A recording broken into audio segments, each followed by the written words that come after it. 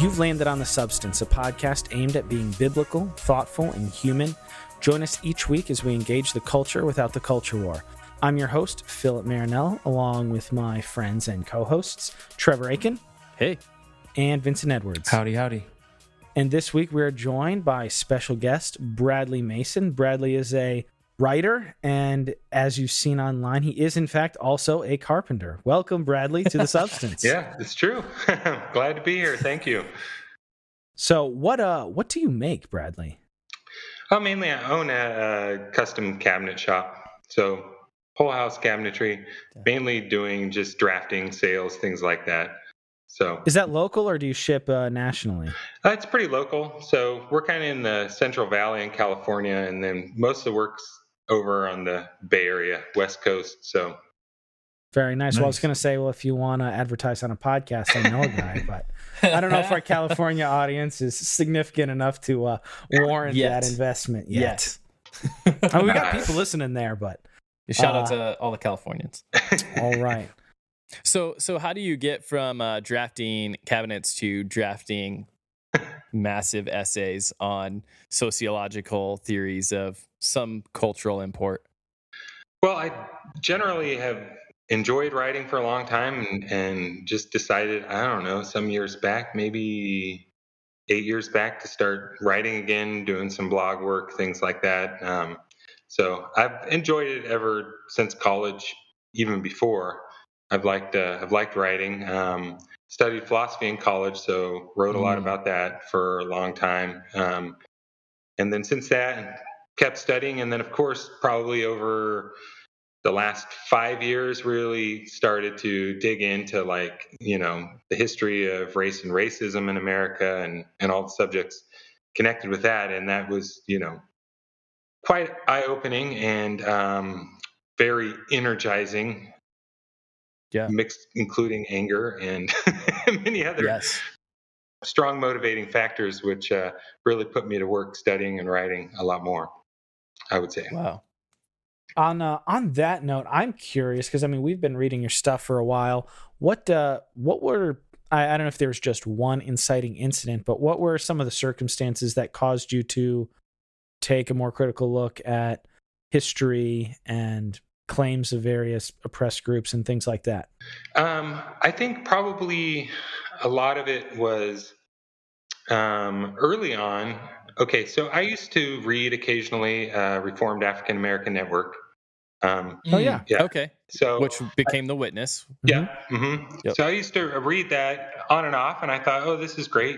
This perspective. I don't necessarily agree with all of it, but I'm glad the perspective's out there and wanted to support them and things like that. And then I also then, oddly enough, it sounds almost absurd to say it now, had the expectation that most Reformed people agreed with me, that was good content and, and then you would think. Yeah, that's what I assumed.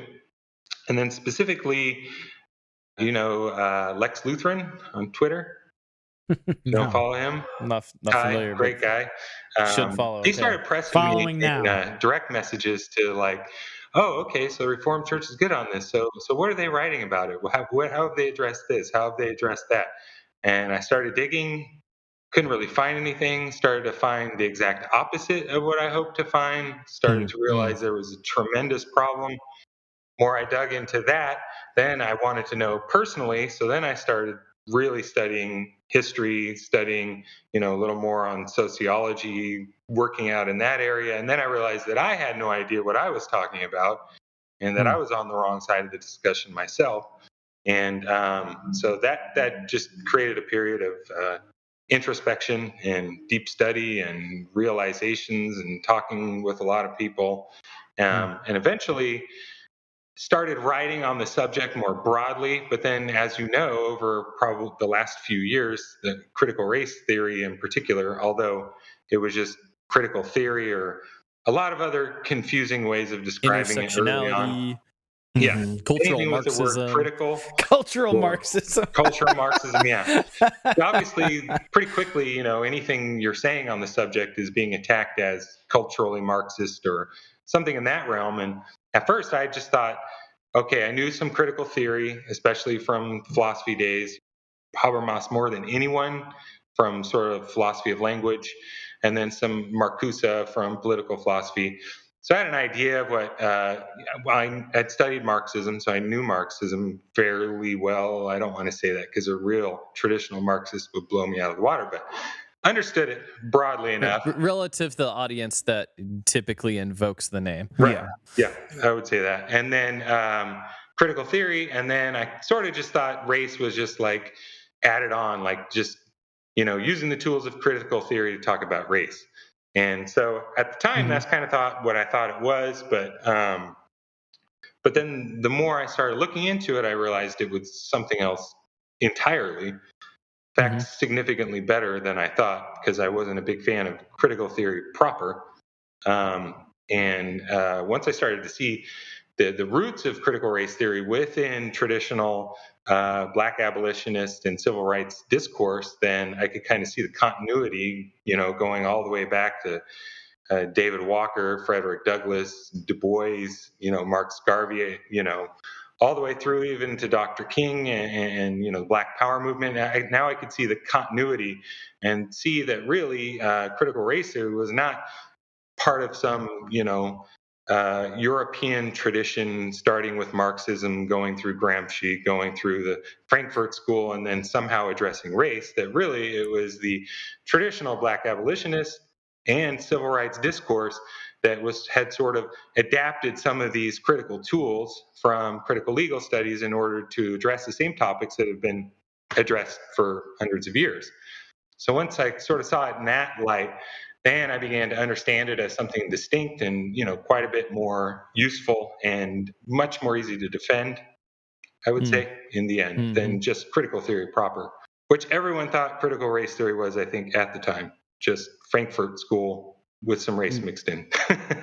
So I'm picking up a lot of this, but if you could just kind of distill it for the listener who's certainly not read all this stuff, what are the most important things to understand historically when people are throwing all these labels at? What is the historical reality, and why is that important? Related to critical race theory, or? Yes. Like the fact that it existed before, like why is that important? Okay. Well, I can see, because coming from my perspective, I believe in my own life, I had sort of a social philosophy that I had developed that I believed was normal, natural, Christian, right? Which I know now was really just, part of my own upbringing and the society that I was born into, and being a white male middle class had more to do with my social philosophy than did the Bible or it just being common sense or something like that. So that's right. So many of the things I started to come across directly would contradict sort of my given man-made social philosophy, which, of course, in many cases feels like it's an attack on your theology and many other things, but of course, subsequently you learn it isn't. And one of those major things was simpler things like growing up, you think that racism is, personal prejudice only, or that you hate someone because of the color of your skin, or even that you allow race to figure into any type of decision making. All of those things, that's the racism.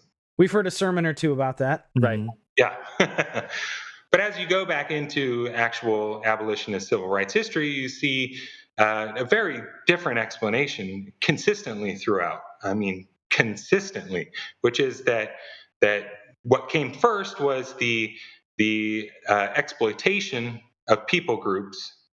Then comes the division based upon constructed racial categories. Then comes all of the ideas and stereotypes and assumptions of inferiority that are folded into that new racial caste system that's created.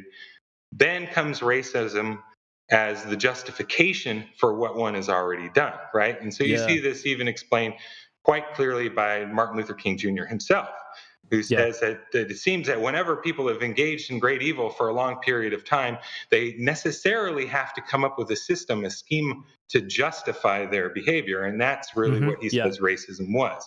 So just that kind of flip, something like that, which is not at all created by critical race theory. Like I say, it goes back to the early 19th century. You can Yeah. already start reading this idea of people understanding. And then also when you study the laws and the colonies and development of the United States and the construction of our government, you see that that's absolutely what happened. That is the case.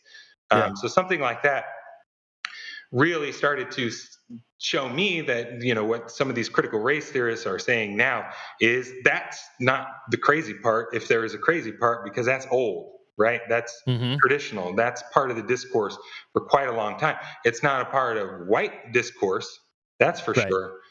It's not a part of conservative Christian discourse, that's for sure.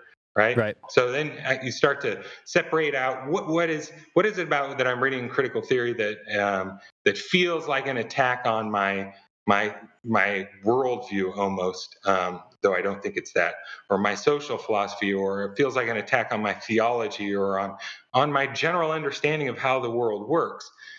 It feels like it's coming from critical race theory, but the more you look into it, the more you realize, no, it's just it's an entirely different understanding of what racism is, how it functions, and how it was developed, and what it means Yeah. historically, right? That Yeah. I'm really reacting to, and I can't blame that on critical race theory on any new ideas. And So, I wanted to just interact with that for a second too, because that was something I think we've maybe said this before, but what you're saying essentially, racism isn't essentially first hatred. There is greed first. mhm, And what's interesting is that if you look at Leviticus, if you look at lots of people out there, even the colorblind folks out there on other podcasts that would say, "Oh, we don't see race, and the real problem is partiality." mhm, Okay, but then if you look at partiality in the Bible, one, it's systemic typically, and two, it's motivated by greed. Yeah, It's economics motivated is by the possibility to economically exploit the vulnerable. yeah. yeah, So that's why you have the laws about the justices in Leviticus not taking advantage and doing justice for the widow and the orphan, right, those who are marginalized. So right. what's sad is like you're saying that these are not ideas that They're are not in current they're not on with- the edge or in any way Yeah. contradictory to faith. the fact that they're not mainstream ideas within conservative Christianity is not an indictment on the ideas. It's actually an indictment on conservative Christianity because the ideas are biblical. Right. Yeah.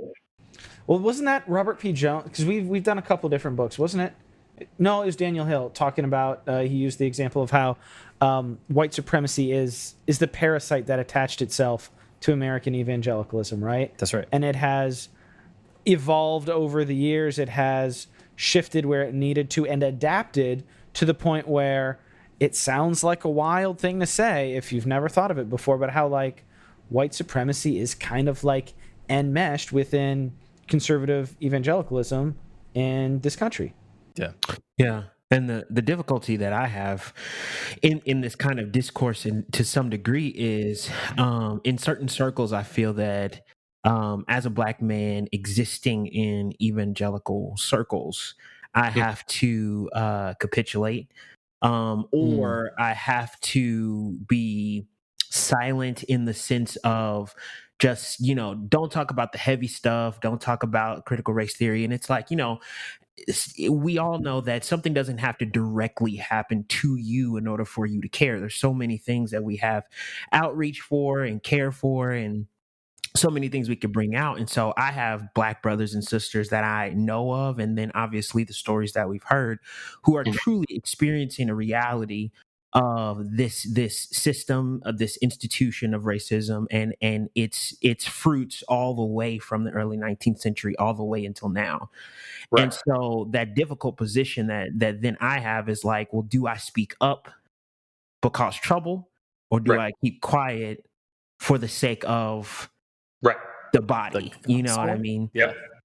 And just to add on to that sort of self-censoring, that pressure to assimilate in certain ways. I was reading an essay recently by Devin Carbato and Cheryl Harris, and they were explaining how institutions and I can apply this to the church, certain institutions, when they create a sort of a colorblind ethic, right, as a standard, then that kind of exerts its own racial preference system. right? So you Hmm. think colorblindness For sure. eliminates a racial preference system, but it actually imposes one because it causes people, especially racialized minorities, to self-censor, to leave out portions that are integral to their own identity, their own life experiences, how they understand the world. So white people can freely express all of those things because that's considered normal, natural, just part of the way the world is.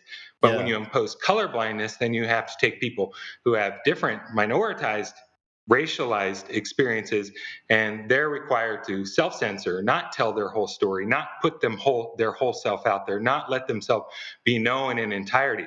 And so something like a colorblind standard in an institution itself becomes a racial discriminatory preference in Hmm. bringing people Yes. in.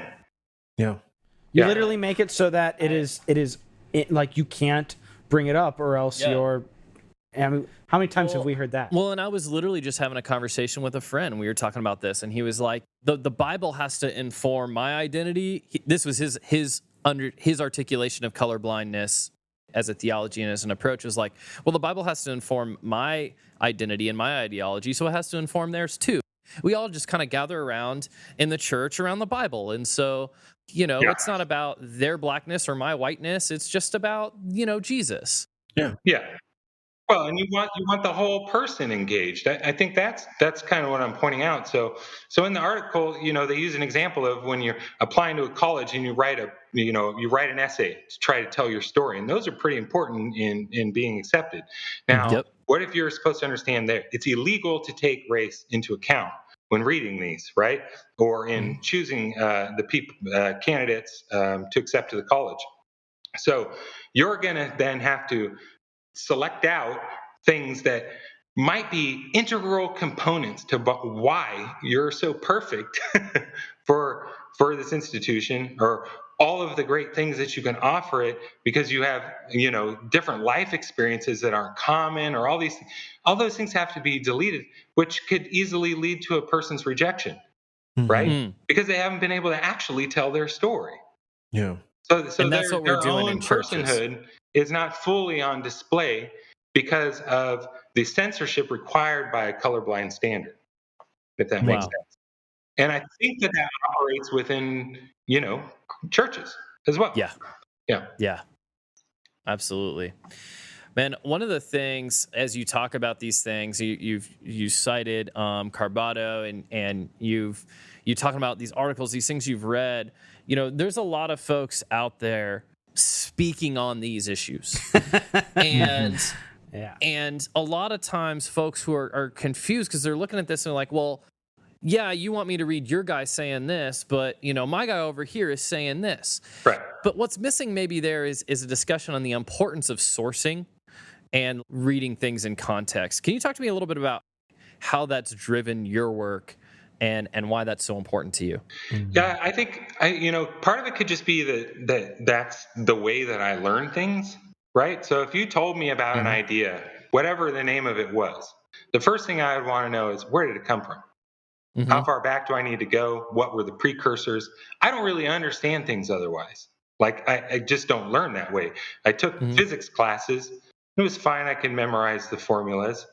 But after I left the class, I want to know where they came from. So then I read a history of the development of physics, and now I understood the principles. So Hmm. that could have just something to do with the way I personally learn. I don't know that everyone learns that way. So for me, if I want to know what critical race theory, I want to know where it came from, right? How it developed, Mm-hmm. what was its meaning, what was the purpose, and I try to sort of write in that same manner as well, so that when a person's sort of following the conversation, then when they get to the ideas that are central to critical race theory, it's no longer like a shocker, like, oh, whoa, that came out of left field. No, it's highly motivated if you tell the whole story. So I tend to think in those terms, and that's kind of why I gravitate towards as many of the earliest sources as possible. But Yeah. I've also, with Nathan Cartagena, we've been writing this little series, and we've also been talking about in there how there is something about the the core of critical race theory that is a legal theory and is connected with judicial ideology, legislative, some in that core. We're talking about law. It came out of law schools. It was lawyers who wrote it, law professors, and that there is a reason for that. That it's not just arbitrary. It happened to spring up there, but because race was constructed by law. It was the privileges and advantages and disadvantages were distributed by law. Sort of law is kind of central to the way racism is built into American society and in the way that race is constructed. So For sure. I think that that's really the core of critical race theory. And as soon as you start to walk outside of there, in a sense, you're making new applications. You're being selective and making applications. And that's where Nathan talks about from Edward Said about traveling theory. So you can have a core idea or a theory, and then as it gets applied in different disciplines, right, and in different fields, then of course there's a different application that's made there, and there are certain tenets and ideas that are more applicable in others than art, right? Yeah. So now Yeah. you've kind of traveled out into a wider sphere, and now it often still carries the same name. So a good example would be traveling into education, critical race theory in education. And it's sort of a different thing. Like Solorzano would say, okay, these are some tenets from critical race theory, which are particularly helpful and applicable in education, right? But we would take them to be kind of like this. And then he'll do CRT in education. But you see, you've already traveled. You've made a modification. You've kind of moved it out to another level, right? So I even feel like when you get into those realms outside, even sociology, I would say, you still have to be going back to sort of the center of the theory to even understand how the applications work within those other disciplines, right? Yeah. So for me, when I hear something, when there's a discussion of critical race theory, I have to take it back to what is that core. And some people, I don't know, Helen Pluckrose recently told me, but that's like ancient CRT, right? Not modern. Yeah. And it's like ancient, like, I've talked to these people. Alive and well. They're still the core of the field. They're still writing. They're still the professors that are teaching the people. It's not some sort of ancient history. It's just that we've taken traveled theories as the core, right? Because a lot of them are more easily problematized for culture war endeavors. Which then would be, of course, sort of the widest sphere of them all. That now you've taken it from its central discipline, adapted it for other disciplines, and now the culture warriors have just taken pieces from that outer layer to construct something entirely new. Yeah. And now that's where the debate's happening, and it's working in my mind. Well, yeah, and that's where you see these name games going on, right? And I know we want to stick to ideas, but some main proponents of these ideas, like Neil Shinvey, in his paper, he talks about contemporary critical theory. So, like, there's a shift. And or then, the critical social justice. Like, he's just always trying to change the labels. With Vadi Bakum, right? And his fall lines. So, like, you never actually arrive at, and then when they struggle with the definition, they'll put it back on the theory, like, well, the theory's hard to define because it's relative in the truth. And it's like, Super that doesn't seem fair. Bradley's written a lot. One of the things I'll put in the show notes, your, I guess, critique of the intro of Fault Lines was just kind of wild to read. I have no intention of reading the book, but just seeing the stuff he said, I was like, I don't have a fraction of Bradley's critical scholarly background, but I'm like, that's not how, like, concepts work. Well, and that's not how your high school English teacher would allow you to do sourcing. Right. No. Not to be insulting, but just to be fair. That's a real description, right? Yeah, I don't think you have to be insulting to note that is an immoral use of sources, right? Yes. It's similar to a lie, to a trick, to a sham. That's really whether it's intentional or not, right? To me, it is immoral, right? Yeah. It's lying. I don't know how to understand it any other way. When you claim you're referring to source material, which you have completely changed taken parts out. You put things in quotes that were never really there. You say something is sourced from something that it's actually not. These are, yes, mistakes that a high school teacher would catch. But also, when you're engaging in a culture war where you're going to attack fellow brothers and sisters in the faith by means of this, what you've now used is subterfuge and trickery and lies to accomplish that. So to me, it's immoral to use sources in that way, not just erroneous, in my opinion. Yeah. Man. I think that's a huge dimension that as believers, the Lord has a way that He would require us to approach truth. That has to do that in faithfulness, and it's right to call each other to that standard. And it doesn't mean we're always going to get it perfect. People can make honest mistakes, but we have to be I think that there's a part where they would say, well, we can overwrite these mistakes because the character of these people, the importance of the culture war, the goodness of the truth, and these are enemies of the truth. So I'm actually characterizing them faithfully in my conception of them. But the problem is it's a circular argument because the whole point is to prove that they are the enemy, Right. or that they are spouting ideas that are dangerous to the Bible. And if there ever was a Bolshevism, that's it. Explain. The ends justify the means, that it's the cause justifies, whatever chicanery has to happen in the process, whatever has to be ignored. You can use, falsehoods as long as it promotes the greater quote unquote truth. It's many of the same things that critical race theorists are being accused of is being employed by them in this culture war. So in other words, what you're saying is when we engage in a fear-mongering or a fear-based rhetoric that is kind of driven by this slippery slope, we actually become these out-of-control revolutionaries in the way that we handle truth, that we're trying to warn against. Right. So it's okay that all these things are false, right? Because they're promoting a greater truth, right? The greater good. That's what that's what Stalin would say as well. Ooh, so yeah. Which is hilarious if it wasn't so damaging people in the pews and just tarnishing the gospel witness on a public stage on a daily basis. Right. Yeah. And what's wild is the greater truth obviously is not something they're presenting, if you can think about it this way. Okay, so if you're presenting a greater truth, you would present that by lots of smaller truths. Okay? Right. But if you're presenting a greater truth and you don't have lots of smaller truths, in fact, a lot of chicanery and falsehoods, then to my lights, what you're doing is you're appealing to what everyone wants to be the greater truth. Okay?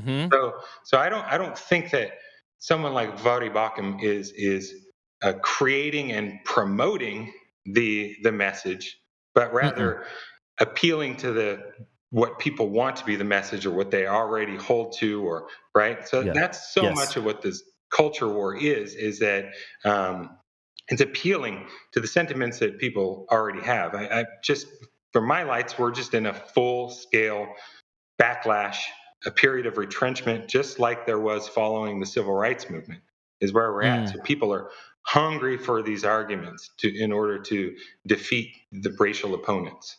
Is kind of where we're at right now. And that kind of goes along with what Jamar Tisby was saying, was that this is a new era in the civil rights movement, and it's so heartbreaking and just kind of flabbergasting to me as somebody who if you just have eyes, you don't need to be a historian to just kind of generally see there are people who have advantages, and you can get spun out. You can have your favorite conservative pundit get you all amped up oh, they're trying to take your advantages away. But no, if you're a person who claims that your primary identity is that of a follower of Christ, justice matters. And rather than your social leg up. And it seems like the people are defending their social leg up over actual justice, when Trevor and I have had conversations with one of the guys who's leading that charge. And he verbally said to us, the big bad, the thing he is fighting against is eventual anti-white racism. And it's I Mm. Wow. I was Okay. stunned. I didn't know what to So the say. exact quote was, "If you believe that systemic racism exists in America today, you are on a slippery slope to believing that white people are evil because of the color of their skin." And that is why his whole charge exists. And I was like, I That, wanted to laugh that and was the cry. response to the civil rights movement, too. Yeah, Yeah. yeah, Identical yeah, response to the civil rights movement. Precise, yeah. word for word. Mm. That's why I say over and over again, these people would be as mad at the civil rights movement as they would critical race theory. And the things they hate about critical race theory is what they hate about the civil rights movement. Period. Yeah. Amen. Yeah, because there is a discipleship. There is a faith tradition, in Yeah, a like the sense, historical line. a way that has been handed down at looking at these things. We don't realize we've been handed it, but we have been brought up in a certain way of viewing politics and society and culture and our birthright and et cetera, et cetera.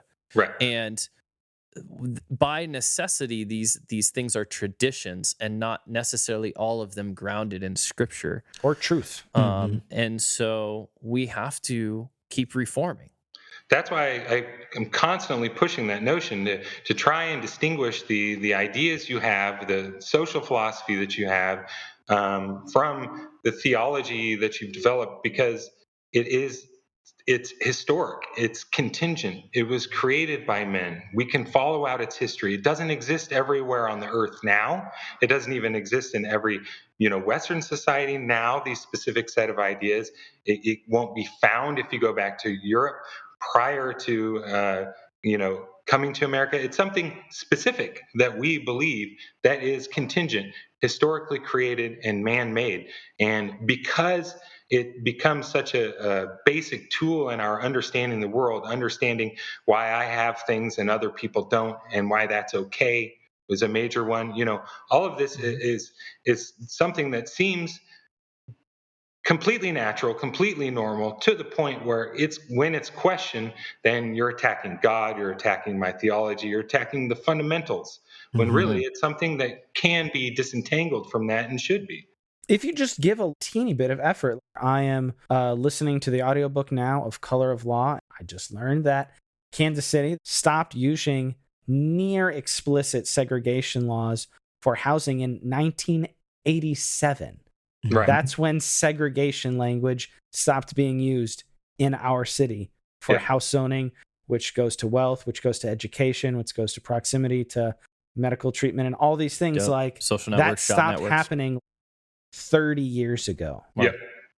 And then if you're unwilling to carry out any race conscious remedies, Right. then basically you're now preserving that system actively. Absolutely. Mhm. Yeah. I wanted to jump into that because we've talked about these ideas broadly, but I wanted to kind of attack two different ideas. One of them is I wanted to have you do it, Bradley. Was so one of them is kind of related to the stuff that Philip was just talking about. I'll call it out, and we can link this paper. We've linked it before. Shenvi's Engaging Critical Theory in the Social Justice Movement. And one of the things that's very pivotal to his argument happens on page 12 of that, and he kind of talks about the Civil Rights Act of 1964 and the Voting Rights Act of 1965, and he says it effectively ends Jim Crow, and then he stops the history of civil rights there. Right. And I think that's a very important choice, and I've seen to a man every single one of the folks who are on the anti-woke train do this. They have a historical assertion that the civil rights struggle achieved what it was trying to achieve pretty much in total Right. in 1964 and 65. Right. It was a Could you success. Mission accomplished. Interact with that as a historical proposition. Well, I would say that obviously that's absolutely false. You just have to read Dr. King to know that the last, 3-4 years of his life after the 64 civil rights package was passed, he realized that not only was it not being enforced, but the very spirit of the law was beginning to already be lost on Americans as part of retrenchment. So that was seen pretty much immediately. And I think what you have, and I've tried to write about, is coming out of the civil rights movement. Okay, So during the Civil Rights Movement, going back to 54, the Brown versus Board of Education decision, and long before that, going all the way back even to the Reconstruction Acts following the Civil War, Mm-hmm. you sort of have this tension that's kind of already existing within the law, where where you have an ideal of granting formal equality, right? So you create Mm-hmm. equality of opportunity, and then that formalized equality then is the solution. But in both the Civil Rights Acts 64, 65, and in Brown versus Board of Education, and in the Reconstruction packages and amendments that were passed after the Civil War, it was very clear that the intention of all of those was to remedy the circumstances that had been created for African Americans. I mean, they're very specific. If you look in the slaughterhouse cases, Mm-hmm. Stoddard, like that's way back. And they're making very clear that, okay, the intention of the Reconstruction laws and the amendments Mm-hmm. was to restore African Americans in American society to the place where they had been if this had never occurred to them Yes. to begin with. And Right. then we see that reiterated even in the 1964 Civil Rights Package. Congress had spoken very clearly that the intention of this was to make it such that they had never experienced this before, that they not only are given just the right to have opportunities, but are given the very opportunities that they have a right to. We see this in LBJ's speech that I believe he gave at Howard at the time, where he gave the example of the runners, right? Mhm. So if you're going to have Yep. a race and then you have a group of runners who had shackles on their whole lives, now you took the shackles off and you put them in line and you said, okay, now race. Have you actually created equality?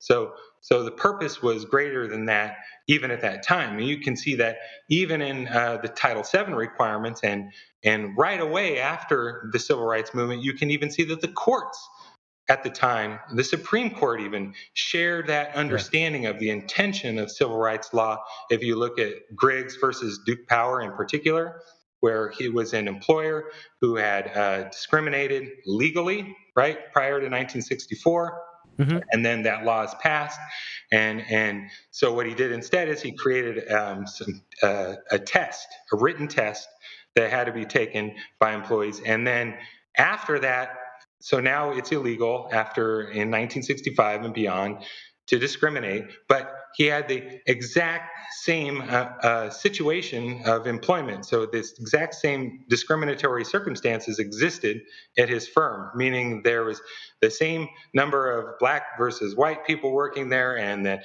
white people had all the good positions, and right, just the same exact racial stratification of that business that existed when it was legal to discriminate now existed when it was illegal to discriminate, right?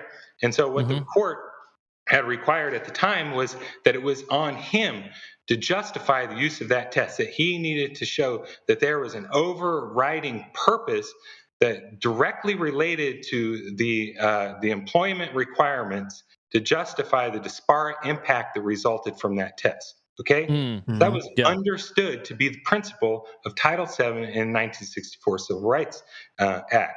So we do see that present. This is understood, but Yeah. as quick as that decision is made, the retrenchment begins, right? And Yeah. Sure. and then what the civil rights package ends up doing then is, if you took that same case with Griggs, because you have many cases that were just like that, but now have it go the other way. So you have this one stratification, racial stratification within the business prior to the civil rights law, and then you have the exact same thing afterwards. What's the difference? Oh, it's illegal to discriminate, and we as a business do not discriminate. Okay, well, then I guess it's just that some people work harder than others, some people are more or less intelligent, right? So now the exact same racial stratification, the exact same disparate impact in the exact same business is now legitimated by the very laws that were intended to erase that, right? Wow. So Wow. that's what happened. That's what happened quickly. That's what ultimately leads to people like Derek Bell, Alan Freeman, and then their students creating a critical theory of race, because they're taking that earlier understanding of the civil rights movement and its intentions, which is to change the subordinated circumstances of people of color in the United States, and react to how quickly it became a colorblind, equal opportunity means equal treatment sort of system that served to justify the disparities that always existed. And that's what it Wow. is right now today. It functions in very much the same way. I was talking to someone today and making the argument, he said, oh, well, we know that racism, active racism in the past is what created a lot of the disparities, but we know it's not active racism now that's doing that, right? And that's what I'm told. Okay. Oh man. So not only is there just a lot of active racism, but we can think of it a quick, easy, and extremely common act of racism. And that's one where you say the racial disparities in this country are a result of inferior behaviors and cultures of minoritized people. Okay? Yep. That's racist. That's Mad Yes. racist. And then when you take that and you That's what we oppose say. policies and you oppose remedies and anything to that could possibly address these disparities actively, then you're actively racist. And that is Yes. common culture-wide racism on an individual level, not just Well, that's- systemic, right? And that's what we hear all the time. And People saying theologically like, supported. well, you hear a lot of people saying in person and online, I don't know how many times we've heard people saying this, is that like, I don't want to be punished for the sins of my forefathers, blah, blah, blah, blah, blah. And it's like, no, we want you guys to be cognizant of and repentant of where necessary your active or past No, it's right now. your active support of I'm these not guilty racist of the sins of my fathers. No, idea- we're not saying you Yeah. are. No, you're guilty of yours. We're saying you're a son of your father. Yeah. That's you different. uncritically took in a lot of It's a things. fundamentally different argument. And I've talked to It's people the same who, argument Jesus used in Matthew 23. who put themselves back in either the civil rights movement or in the abolition period as if they would be on the right side. And it's like literally 100% of your argumentation is on the other side, but you're like, well, obviously slavery was bad. Obviously people who oppose civil rights are bad. But like now I'm just carrying forward all those things. It was evangelicals who opposed slavery. What about William Wilberforce? And it's like, name one Southern Baptist or Southern Methodist or Southern Presbyterian pastor or leader in the 1800s. Name one who was abolitionist staunchly and forthrightly. Mm-hmm. Name one. I'll wait. And ask Wilberforce about Haiti. Ooh. And when England was trying to expand their interests into the Caribbean after they had gotten rid of slavery even, and were trying to negotiate that by means of suggesting to the planters that they could continue enslaving if they gave them power. So I mean, even that you gotta temper it all. There, even the abolitionist movement contained a lot of white supremacy. You know. Yes. And that's not just to blow up everyone in the past to say that we're better now. It's just to recognize what is the case, to not, founder on the same rocks. So, and then to your point, more often than not, when you hear in the churches, they say, we condemn racism, right? We're all of one blood, right? And, to make all of these arguments, and you don't hate anyone based upon their skin color, and then they describe something that I can literally read Thornwell or Dabney writing. Yes. Because that wasn't the basis of racism even then. They weren't polygenicists. They didn't believe that there was, separate creations for different races. They just believed in monogenesis, just like we do, right? They believe that everyone came from Adam. But most of them believe that over time something happened to different groups of people that like set them behind and then created a hierarchy, whether it's weather, right, or the climate part of the globe, or just like long-term divergence of people groups that led to superior and inferior, or extremely common, and we see this weaponized against the Native Americans, is the idea of having civilization, having achieved civilization, as opposed to not having achieved civilization, right? And then we want to think we're so advanced, right? Right. But we are saying the same thing. Yeah. Okay. Yeah. When we talk about inferior cultures, we're talking about lack of civilization according to our standards that justify right?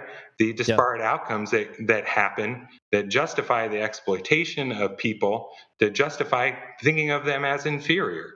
So Right. I think that Man. so many of the things that are taken to be an opposition to racism today are things that many, even slave owners, would have been pretty comfortable agreeing with. So Oh it's yeah. not setting anyone apart, not even minimally. Man. No. All we've done, and this is what's interesting. So like it's not that, and a lot of people get these arguments wrong, that even that you're making right now, like it's not that we're saying there was no racial progress made.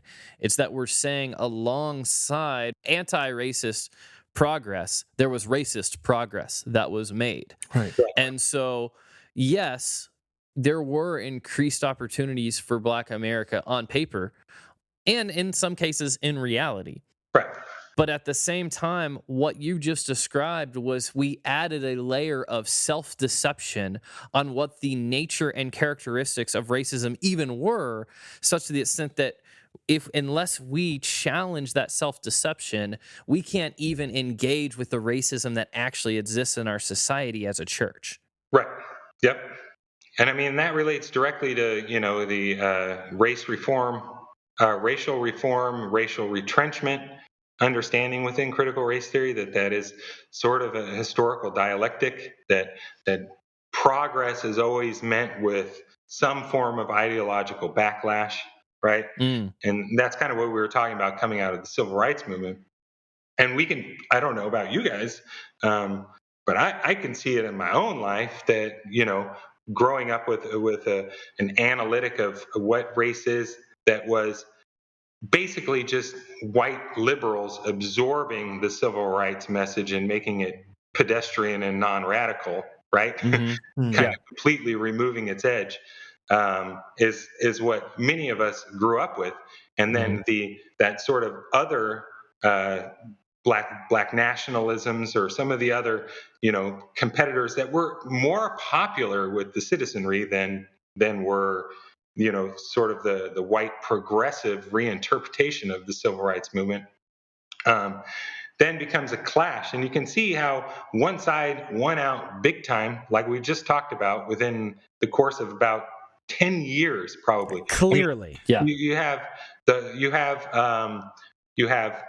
Nixon essentially taking the language of Barry Goldwater, who essentially took the language of George Wallace from his campaign in Alabama, right? Yep. And Which now you can go listen to on YouTube. Yeah, it's not old. Yep.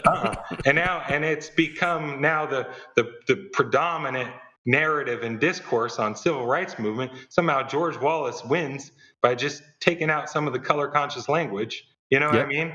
And America as a whole is like just pulled their left foot out of the other side in 1964, and now is looking at disparities and saying, you guys need to get your act together. Wow. Right then and there, that the very movement that was intended to bring about the social change now becomes the justification for no change, right? Wow. The naturalization of it, the normalization of it, the legitimation of it. And then so we have that whole new paradigm and analytic to look at racism that we're calling from the civil rights movement, and so many people believe it is, but it isn't at all. Yeah. And so then when you have critical race theorists, early ones, pushing back against that, then they're immediately accused of being against civil rights and against the civil rights movement. I mean, this is not new. They're saying it all right now, but they said it all the way back then, too, to Bell and to Crenshaw. She's already written about that within 10 years of the start of critical race theory back in the day. Writing about how she's being accused of opposing the civil rights movement, which is patently absurd. It's ludicrous. Yeah. So, But it's a predominant narrative today. Mm-hmm. So Bradley, this is the reality we find ourselves in. How do we, for those of us that are seeking to engage and to cultivate a proper understanding of truth and historical realities, kind of seek to take down these lies? This is sin. This is injustice. This is wrong. This is something God hates. How do we seek to do that in a peaceable way? Well, I've thought about this a lot. and I continue to, and I don't entirely know. I keep thinking about it, obviously prayerfully discussing it. It does seem like, when you're individually talking with someone, if they're at all willing to listen, you can start walking through some history. You can at least make some sense, right? Mm-hmm. Even if they oppose it. Sort of in the cultural realm, it's a lot more difficult because by and large, at that point it has to do with resources and platforms, and becomes complicated by all of those. Obviously, PragerU can just pump out those little videos. They spend millions of dollars creating, spread them all over the internet for everyone to see it. It's hard to compete with that, right? Yep. At a direct level. Yeah. But I think obviously everyone just has to work within the area that they have, and as far as you can reach. Now, how you actually approach that becomes more difficult, because I'm constantly torn. Like, I want to defend like what critical race theory means, right? Mm-hmm. But then on the other hand, I also don't know that everyone needs to be reading critical race theory proper, right? Right. So, right. But it always seems like it's implied, when really I'm just trying to defend. No, that's not what it is, because it's being retooled as a weapon in the culture war, rather than what it is. So I think I'm sure you've all seen that Christopher Rufo pair of tweets, right, where he's explaining how you want to make the phrase critical race theory toxic, so that we can take everything we oppose and put it under that heading and discredit it, right? Yep. So And that's he's doing it. So and I it's do want to working push against like it's working like frustratingly Very well. sad. Oh yeah, Yes. it's working so well that he can say it and it doesn't hurt it. Right. That's how well it hurts. Yeah. So then I constantly am torn. Okay, there's a lot of things that they're saying are evil that I agree are evil, but they're Right. just not critical race theory, and they're not what's part of the ethnic studies programs at any schools, or anything. Just so much of that is made up, and I personally, I'm open to advice. Am not entirely positive how you attack that. Do you just fight to defend the clarity of a set of concepts, or do you? I'm reticent. There was one point at which I thought, okay, we can agree with the things that they oppose, since it's not critical race theory anyhow, right? And say, yeah, I do oppose that. But what you quickly see is that when that's part of a political methodology, then it just carries the same chilling effect, that anything that can be associated with it then is that same evil thing in people's minds. So yeah, I don't know. All I can imagine doing is, continuing to carefully explain things in the best way you can for people who want to listen. Maybe encourage some people that they don't have to know anything about critical race theory proper. They don't have to go read the law journal articles, or but the corollary of that is then chill out on freaking out about it being the worst thing that ever happened to America. Yeah. Right. If you don't want to actually read it. Yes, that's a good idea. I appreciate that. And then third, I tend to point people that I don't think want to read those tomes to people like Jamar Tisby. Read Color of Compromise, read How to Fight Racism. Those are great books that are, I would say, largely consistent with a lot of the teachings of critical race theory, but aren't coming directly from the perspective of critical race theory. Yeah. If that makes sense. And No, if that gets more traction Absolutely. and helps more people, then that's the direction I would Shout want to out to the folks in the audience who won our book and lecture series giveaway at the point that this airs. Yeah, absolutely. Wow. Shout out to Zondervan. Yeah. We gave away sets of his books and his video series. During the beginning of the pandemic, the Color of Compromise video series was free to stream on Prime. I think you can buy it now for like $12 or something. It's all there.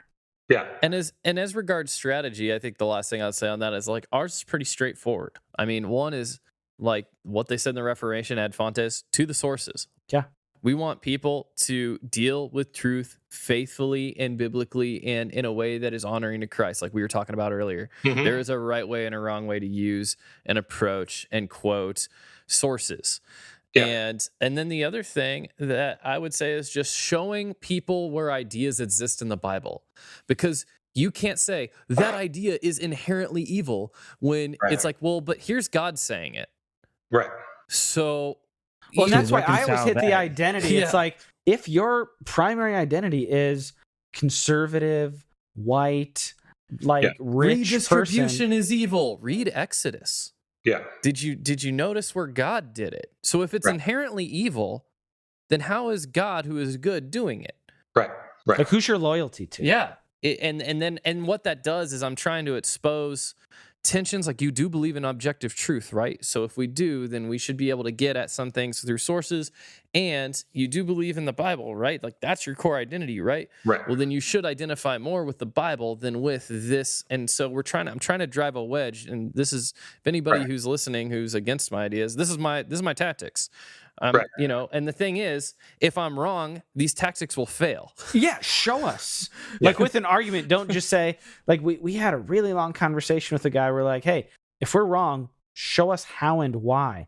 And it was Right. just like, this is evil because it's evil and it's Marxist and it's evil. And lots of people That's die not a from very Marxism. good. That's Right. that's not an argument. That's Yeah. a soundbite. It's like, you're scared of That's- stuff. The end. Right. Yeah.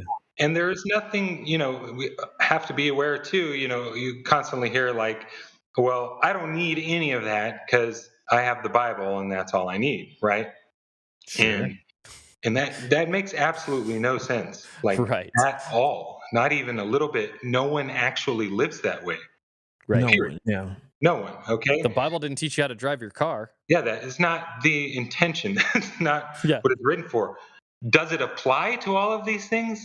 Amen. Absolutely. Absolutely. Yes. All of them, top to bottom. So Yeah, it's pretty people have to explicit be able too. to make that distinction that okay, yes, the Bible doesn't teach me about racialization in America, right? Or the legal history that created these disparities. It doesn't teach me any of those. I cannot understand that just from reading the Bible, right? Right. But this is how we live. We have to learn. We have to exegete our own environments to apply the truths of the Bible, and that's what Theology of happens place. throughout the New Testament. Isn't that what Paul's doing? What is the author of the Hebrews doing except exegeting a situation and then applying the Scripture? Right? Yeah. I mean, that's Yeah. what we're called to do. Systematically. That's basic biblical understanding. Is you have to not only exegete the Scriptures, but exegete your own circumstances. You aren't going to know who the oppressed are or how to help the oppressed. You can't carry out the mandates of Jesus if you're too blind to your own personal environment and history to know who's who and what was going to help them. Right? Man, Mm-hmm. that is a solid word right there, man. Well, Bradley, 100%. what tell me this. What do you do? We kind of want to get to the Bradley who is behind, when you take off the cape and you're not, just absolutely exposing straw man arguments. One of the things we like to ask our guests here is to shout out something that you've been reading or watching or listening to, just something you enjoy, either for spiritual benefit or intellectual benefit or just to unwind. What's something you've been enjoying I'm recently? going to be straight honest, okay? I like That's watching preferable. TV. There you go. Okay. Watching Any- TV with my wife in the evenings. Any And I don't particular care show how y'all are crappy enjoying? It is. I like it. Honestly, I try to read. I read when I can, but I do like sitting down. A new season of Alone started up. I like that. What's we that got called? the Alone? Alone, where Yeah. they get Dude, dropped off out there in the woods and yeah. got to stay alive. Yeah. We shouted out a couple episodes back Dan Wowak, who was on season 4. Oh, really? And yeah. Trevor's become like a survival guy in quarantine. Yeah, dude, Alone is awesome, man. I love it. Yeah. So what else you got, Bradley? Wow. Other things, I don't know. I like working out, CrossFit, fun. Shout out to CrossFit. Boom. I don't want to talk too much about that. That's kind of an embarrassing subject in a lot of circles. Welcome to our CrossFit podcast. Yeah, and The substance of muscle. exactly. Anything I'm reading right now? Oh man, all the same. boring stuff that I've been reading. Lots of articles. I was just finishing up Patricia Hill Collins' Black Feminist Thought. It's a great book. So I'm Nice. polishing that one right now. Nice. Kind of late to it, but it's been eye-opening, especially when you read a passage like when she says, people suggest that different identities have different oppressions associated that pile up and then therefore give that person a better understanding and a more stronger access to truth. And she says that's a Marxist idea that no one holds to in critical race theory. Says the critical race theorist feminist. Yeah. So when I read that, I was like, okay, wow, interesting. Nice. That even one of the main teachers of intersectionality thinks that their opponent's description is the one that's Marxist. Yeah. But anyhow, so nice that's three things. Do I need more? No, dude, that's hanging out with plenty. Kids, barbecuing. Yeah, there you go. Yeah. Oh man, I appreciate the work. Maybe that's what the truth is. Well, no, your work is actually doing a lot. It's something that I was in a conversation with family members just yesterday and saying, you guys really ought to read Bradley Mason's stuff on this if you want a faithful Christian perspective who is going to cite sources in context, and as deep as you want to go, he'll go there with you. You can feel good about that you've engaged well in the topic versus just getting sound bites from culture warriors who maybe don't know what they're talking about. Well, and maybe ultimately don't have your best interests at heart. Like maybe they are after a certain platform or a certain influence that isn't necessarily about, your engagement with truth. Yeah. Right. So I appreciate your work because it is pivotal. And one encouraging thing I would say to anybody who will take the venture of reading Bradley's content is, I think for me, it has helped me be humble enough to expose my idols. And I think that's going to help a lot of different people. Just if there is something, whether it be politics or, like you guys said, sound bites, or a particular individual or groups of individuals that, and regardless of the side, it's going to, I think, require you to be humble enough to say, I think I worship that, or I've put that thing in place of Christ, and I ought to humble myself, I ought to repent and think differently. Wow, that's great. Yeah, that's great. That's what's happened in my studying. Yeah. Humbling, broke apart everything I thought was true for so many years, starting as the president of Young Republicans in high school. Right. Yeah. Man. Yeah. You could list that on your CV for some of your hyper-conservative. Like, no, it's okay. I was the president. I was super white. That's good, man. All right. Well, Bradley, thanks so much for your time tonight. I really love what you've been doing. Love the time, and some good thoughts for people to chew on this. And lastly, Bradley, where can people find you? Oh, all things Also a Carpenter. So alsoacarpenter.com, also at Also a Carpenter, at Twitter, Facebook, Also a Carpenter. There you go. Pretty much that. Anywhere you look, that'll be me. And if you're in California, we'll do it for free. If you're in California, get a cabinet. Oh, yeah. Tell them the substance sent you. That's right. Free promo code. This man does CrossFit, so he's ready. Does CrossFit terribly. But cabinets excellently. Oh, definitely. There's a tagline in there if we workshop it. We're going to work on that. All right, man. All right, thanks for your time, Bradley. Yeah, thank you so much for having me. Thank you. All right, bye. All right, good night. Peace. That was great. That was indeed great. And it was Bradley Mason. Man, that was heady. That was probably our most academic. I was like, this is Trevor's ideal podcast. Like, it was like when we first had Brett or Alyssa on the show talking movies. I was like, this is my favorite. I could see Trevor just be like eating all this data up. Talk to him about the reconstruction. Mr. Nine over here is Talk to him about it. Title VII. Talk to him. So if you are as enthralled as Trevor, maybe hit Trevor up. He's going to move. He needs more friends. That's true. That's going to be a great thing. What but up, Austin? if you appreciate what we're doing, if you like this show, one, tell a friend. Mm-hmm. Share this episode with some friends, whatever podcast app you're on. If you go to our Twitter and Instagram, we have a link that will open up our show in whatever platform is downloaded on your phone. So that's a great way if you want to send that link to your friends and family, or on your social media. That's also great. Or if you want to share this particular episode, please tag us in that, we would ask. And if you really like what we're doing and want to join us, you can join some of the folks in our audience who are supporting us, who are kicking in a little bit each month to help us out. You can do that at the anchor link in the show notes. There is $1, $5, and $10 options. Any and all are appreciated. We're working on a campaign, 21 in 21, to try to get 21 $5 a month supporters by the end of the year. And I'm saying right now, if people keep signing up at $10 a month, I'm loving it. If you want to sign up at 10, if you're able to. Does that count for two? Actually, like, people keep signing up. I'm like, should we go for $10 a month? Like, I'm usually the one saying aim high, but like, people's dollars and time is very valuable right now. So whatever you're able to sign up at, we genuinely appreciate you. We're getting a little bit built up, so hopefully, I don't know, we can maybe get a website going here sooner than later. Yeah.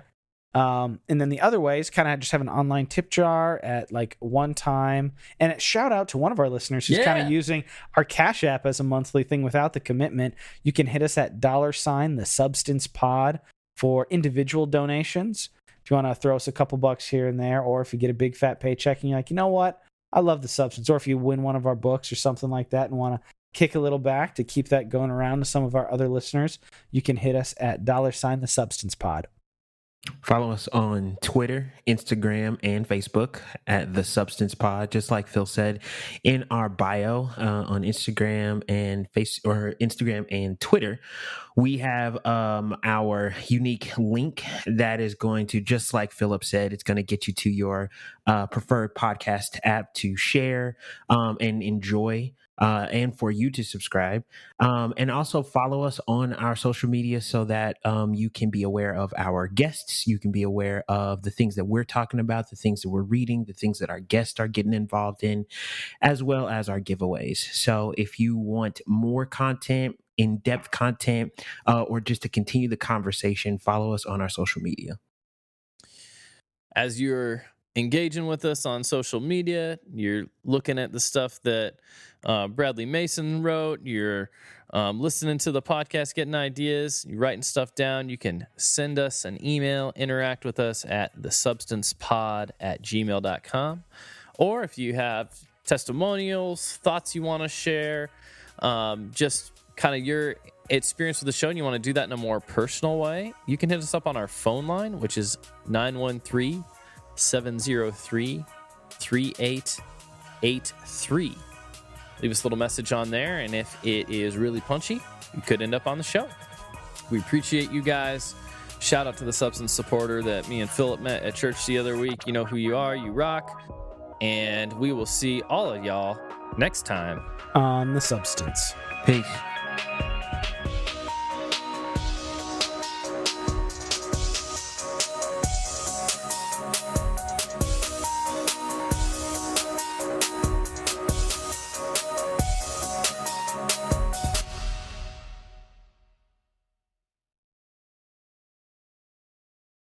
Do you watch any Chris Fowler's stuff, like Fowler's Makery of Mischief on YouTube ever? No, I haven't. He was the winner of season 4. He was out there 87 days. Oh, I've seen him. Yeah. Okay. He's got all sorts of like really great videos. He's like a little videographer. He's kind of taken off.